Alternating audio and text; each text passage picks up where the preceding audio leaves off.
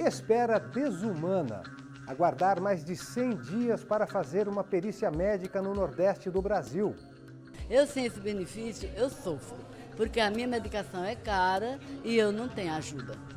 A Justiça manda o INSS contratar médicos e diminuir a fila de espera em Pernambuco. Ter que pagar a sua dívida e a dos outros também.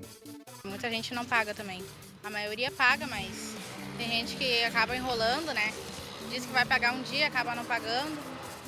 A Caixa Econômica está proibida de cobrar taxa para cobrir dívida de condôminos inadimplentes de programa habitacional.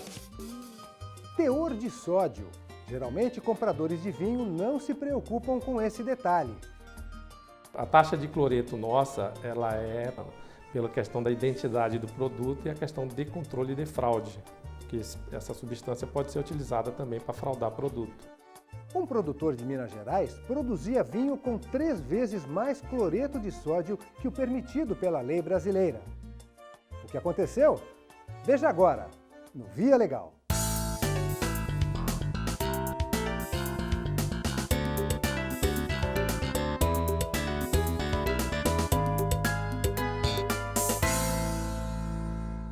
Dor e doença não esperam.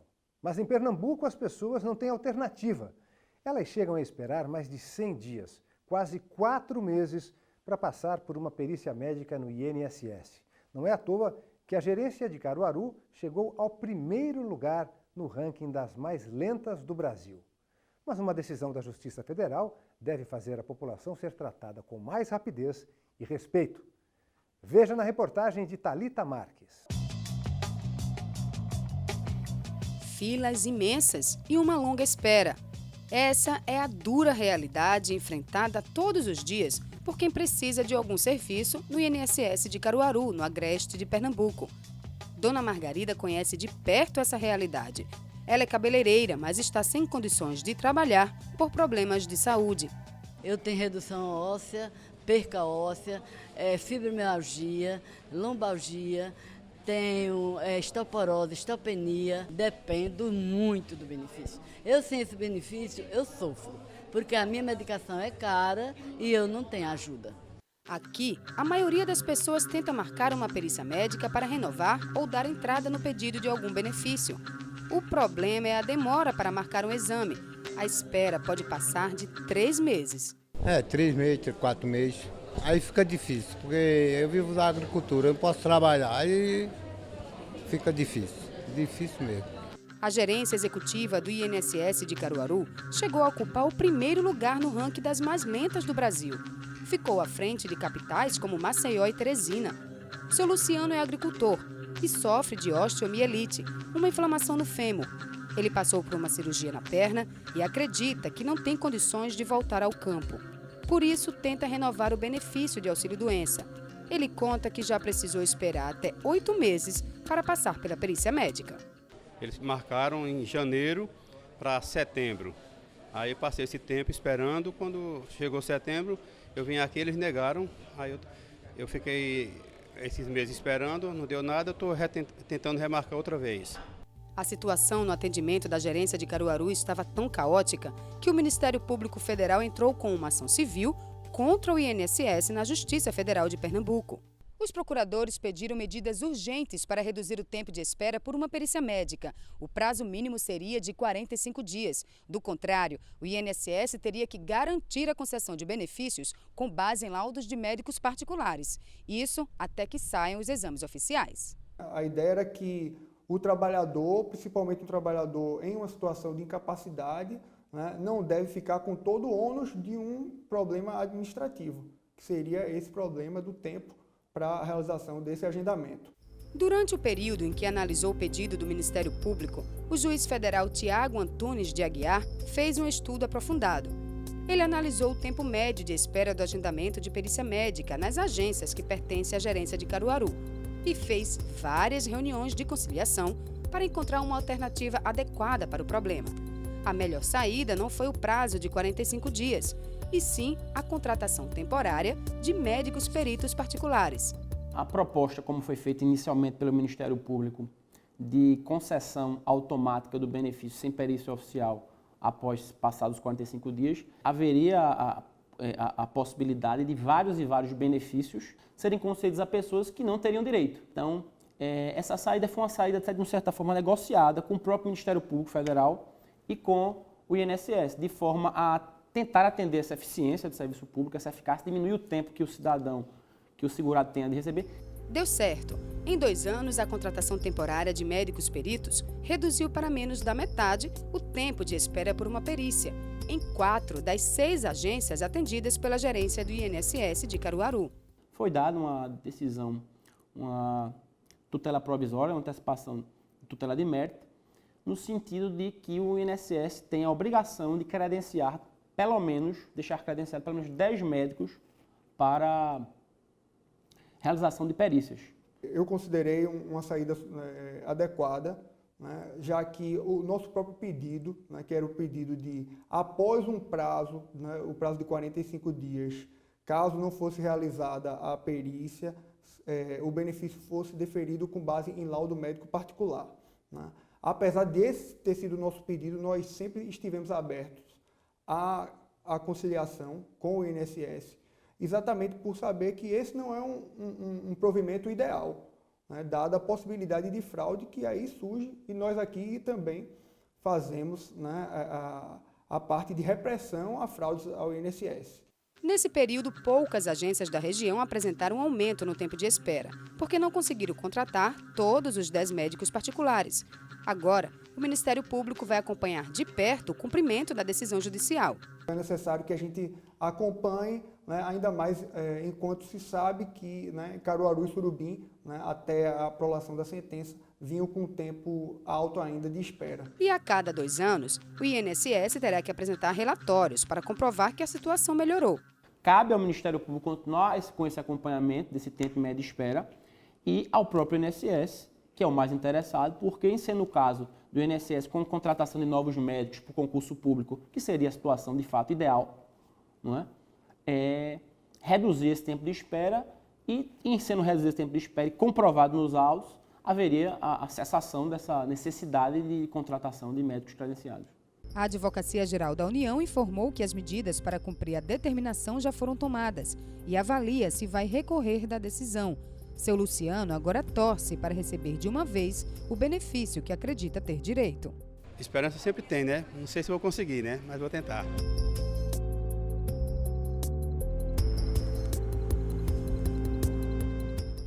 Pagar as dívidas da gente é uma obrigação, mas ter que ratear o valor que outras pessoas estão devendo é complicado. Aliás, para o Ministério Público é abusivo.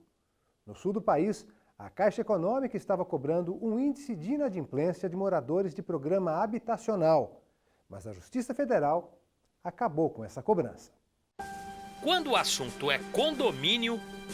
Muita confusão também, né? Porque muita gente não respeita horário, essas coisas, muita briga de condomínio. Condomínio é incomodação, porque tem som alto, que nem ela falou, tem vizinho que não respeita, tem vizinho com cachorro dentro dos apartamentos. Mas para manter grandes residenciais como este, é preciso ter dinheiro em caixa, ou seja, que todos paguem a taxa de condomínio. Muita gente não paga também. A maioria paga, mas tem gente que acaba enrolando, né? Diz que vai pagar um dia, acaba não pagando. Dona Rosângela é uma das que pagam em dia. Total, acho que dá uns 235 de conta do condomínio. Fora assim, água, luz. Só que nem todo mundo consegue ficar sempre em dia com os pagamentos. Por isso, a inadimplência aqui é alta. Tem gente que está atrasados. Quantos ali no seu bloco pagam em dia, além da senhora? Mais ou menos, acho que dá umas 10 pessoas, mais ou menos. O resto tá... Agora, imagine a dimensão desse problema num residencial de mais de 500 apartamentos. Esse aqui foi construído pelo PAR, o Programa de Arrendamento Residencial da Caixa. É bem caro também. Para condomínios, como é da Caixa, tinha que ser mais barato. Você paga quanto, mais ou menos? Assim, base por mês dá uns 600 pesos. Por causa da inadimplência alta, a Caixa achou uma fórmula para equilibrar as contas. Decidiu cobrar de quem paga uma taxa para compensar as perdas que os devedores provocam no orçamento dos condomínios. É o índice de inadimplência, um valor composto pela média de unidades residenciais em atraso no ano anterior. A cobrança foi considerada abusiva pelo Ministério Público. Essa nossa ação civil pública, ela busca proteger aqueles arrendatários do par que, sendo adimplentes com a sua taxa de administração, estavam sendo cobrados pela Caixa do valor dos outros arrendatários inadimplentes. E isso era uma conduta abusiva porque a Caixa é a proprietária das unidades que estão arrendadas e ela é a administradora do programa. E nessa condição, a Caixa tem a obrigação de atuar contra os inadimplentes. Com base em depoimentos de moradores de conjuntos habitacionais como esse aqui, o Ministério Público Federal entrou com uma ação contra a Caixa. Em primeiro grau, a Justiça Federal de Curitiba negou a solicitação do Ministério Público para que o banco deixasse de cobrar a taxa. Houve recurso ao Tribunal Regional Federal da 4ª Região e o entendimento, dessa vez, foi diferente. O relator do caso, juiz convocado Loraci Flores de Lima, entendeu que a Caixa é responsável pela manutenção dos imóveis e não pode repassar o problema para os condôminos. O magistrado determinou que o banco pare de cobrar a taxa. O que acontecia? A Caixa não atuava contra os inadimplentes e passava o ônus da sua ineficiência, da sua negligência nessa cobrança em relação aos inadimplentes para aqueles arrendatários adimplentes, ou seja, pessoas de baixa renda que se esforçam para conseguir pagar o arrendamento, conseguir pagar a taxa de administração, ainda se viam obrigadas a pagar também as taxas de administração dos outros arrendatários inadimplentes, porque a Caixa estava negligenciando o seu dever de cobrar desses inadimplentes. O MPF também solicitou a devolução dos valores cobrados nos últimos 5 anos, mas este pedido não foi acatado pela Justiça. Para esse especialista, cada morador deve fazer sua parte. Todo proprietário tem que se convencer que é importante pagar a taxa condominial, até porque existe normalmente um esforço de interesse comum a todos. Ter uma portaria, ter algum sistema de vigilância ou cercas eletrônicas, tudo isso é de utilidade para todos. E, aliás, é justamente o pagamento desses valores que viabiliza um sistema de interesse de todos. Em nota, a Caixa Federal afirma que a taxa não é mais cobrada. Para quem tem as contas organizadas, como Dona Rosângela e seu Maurício, a decisão pode servir como incentivo aos vizinhos, para que mantenham as contas em dia. Sabia, não era de graça também. Deixar de pagar. Isso aí não dá para acontecer. Também não pagar além daquilo que deve, né?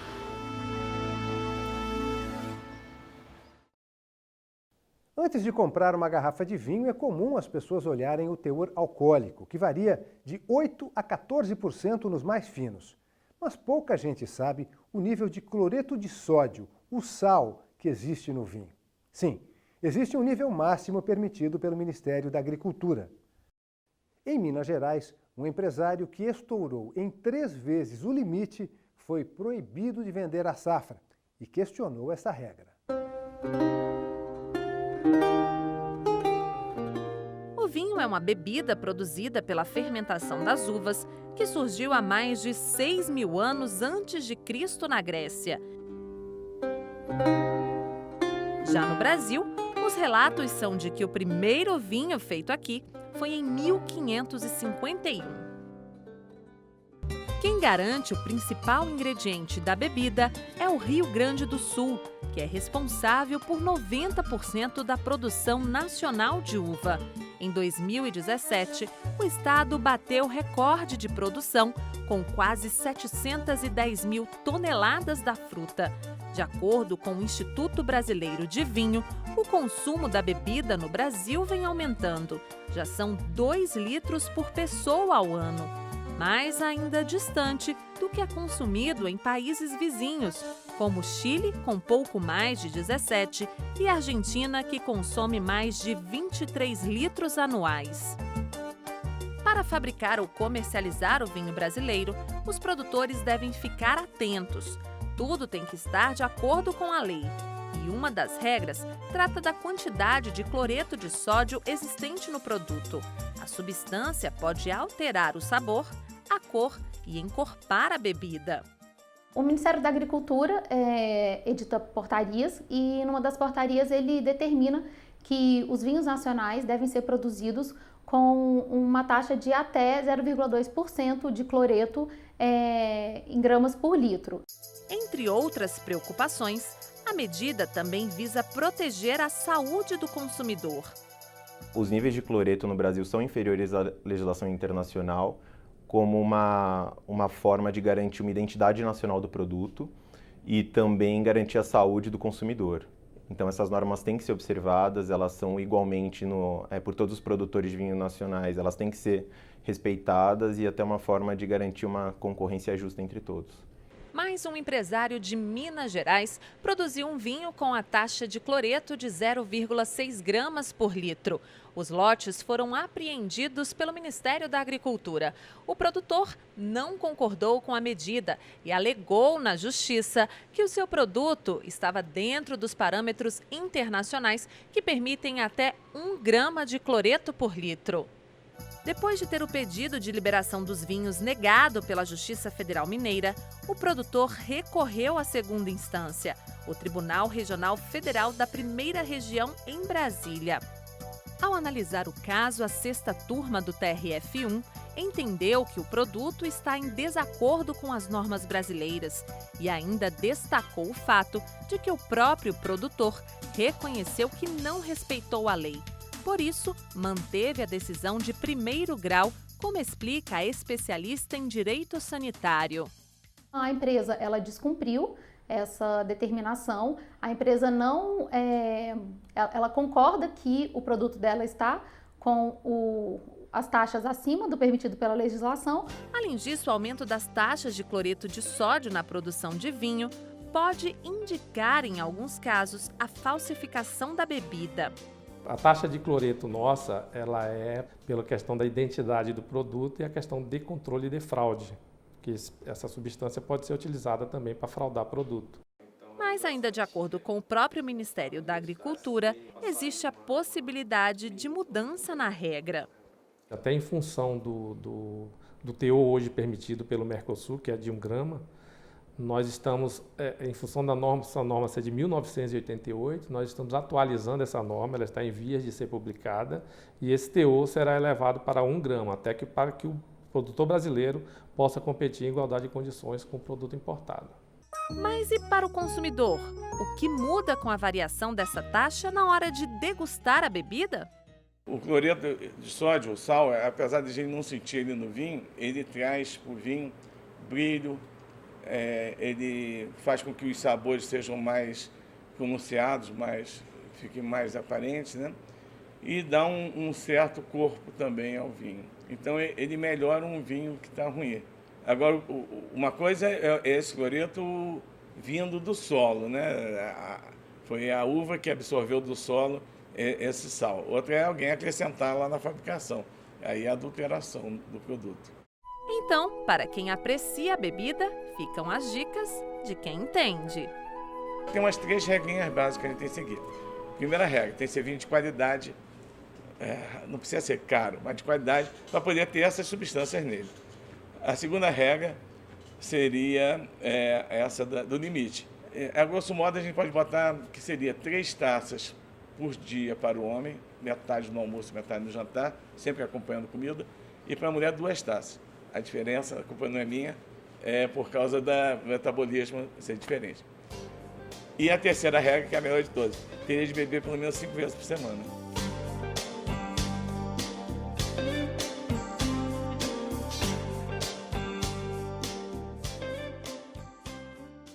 Com o preço da gasolina nas alturas, o motorista busca alternativas para valorizar seu dinheiro. Tem regiões em que abastecer com álcool vale a pena. O gás natural veicular é outra opção. O Brasil tem mais de 1.500 postos que abastecem com GNV. Mas é preciso tomar cuidado com a falta de segurança. Em Campinas, no interior de São Paulo, um posto foi condenado porque colocava mais pressão do que o permitido. Cerca de 2 milhões de carros circulam pelas ruas do país movidos a gás natural veicular. Em São Paulo, só no ano passado, 130 mil veículos foram convertidos para o GNV, um crescimento de 45% em relação a 2016. A alta constante da gasolina e as adulterações dos combustíveis convencionais contribuíram para o aquecimento do setor nos últimos 2 anos. Sempre dava problema.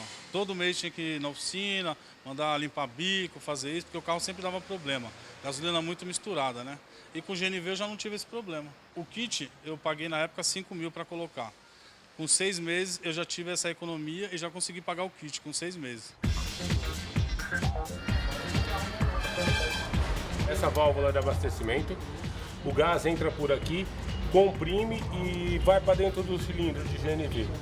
Aqui ele colocou 2 cilindros de 7,5. Porta-mala praticamente agora não existe, né? Mas hoje o cliente já não visa mais o espaço que ele está perdendo, e sim a economia que ele vai ter no final do mês. Se o cara gastar R$1.000 no mês de gasolina, no gás cai para 400. É uma economia aí de 60%, R$600 de economia no mês. E quem abastece há mais tempo como o seu Luiz sabe bem a economia que faz ao bolso. Ele fez a adaptação no carro há 11 anos, numa época em que a procura não era tão grande assim. Na época, tinha poucos, até para instalar a manutenção era mais difícil de achar. Mas valeu a pena, realmente a economia é muito grande, principalmente pegar estrada, essas coisas, né?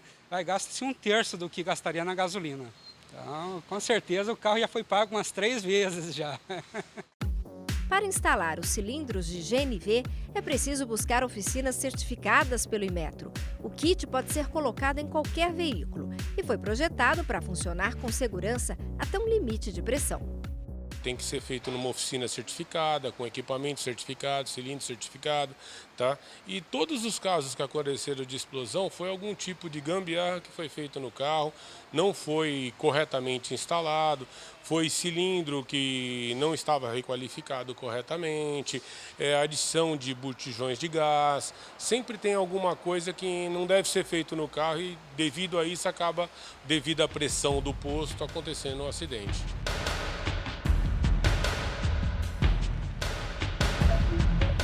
É dificultoso a adulteração da bomba, mas existe a forma de você colocar mais pressão para vender mais gás, porque o gás comprime. Quanto mais pressão, mais GNV você tem. Então você tem aquele ticket médio do posto, um cilindro de 15 metros, por exemplo, o cara colocar 16 metros dentro do mesmo cilindro.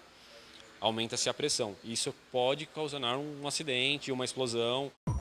Para diminuir o risco de acidentes nos postos, a Agência Nacional do Petróleo exige que os revendedores de GNV informem ao consumidor a pressão máxima para o abastecimento.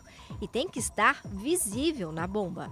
Durante a fiscalização da ANP, nós acompanhamos um abastecimento e verificamos se a pressão no final do abastecimento superou aquela pressão máxima permitida. Então aqui é o manômetro que registra a pressão do abastecimento, tá? A pressão atual do abastecimento. Então ela nunca pode passar 220 bar. Mas há postos que ignoram as regras, diminuem ou, o que é mais grave, aumentam a pressão durante o abastecimento. Em Campinas, no interior de São Paulo, o dono de um posto de combustível foi multado em R$20 mil na época pela ANP por vender GNV com pressão acima da permitida pela agência. A empresa alegou que variações de temperatura teriam causado problema. A defesa não convenceu a justiça e o posto foi condenado em primeira instância a pagar a multa. Decisão confirmada pelo Tribunal Regional Federal da Terceira Região. A empresa informou que vai recorrer. Naquele caso foi bastante acima, mais de 10%, quase 20% acima do que é o máximo permitido. Isso pode levar a um desgaste, no uso continuado dessa pressão mais alta, a um desgaste dos equipamentos, das mangueiras, podendo vir a ter vazamentos, rompimentos. Então, não é recomendado. As pressões são estipuladas para o equipamento resistir dentro daquela norma de segurança. Segurança que para o motorista Armando deve sempre andar à frente da economia. Ele roda mais de 300 km por dia e investiu alto para fazer a conversão. A gente que roda o dia inteiro para lá e para cá, a gente não tem tempo de ficar vendo tanto essas coisas, né? E como já estão fiscalizando, para mim é ótimo, muito bom.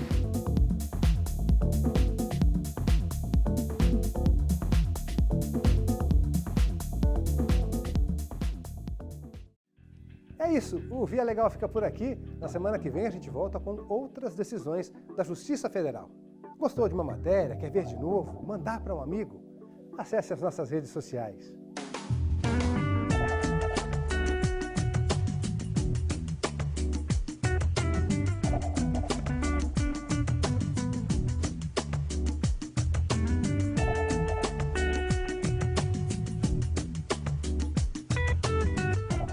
Curta, comente, compartilhe. Tchau!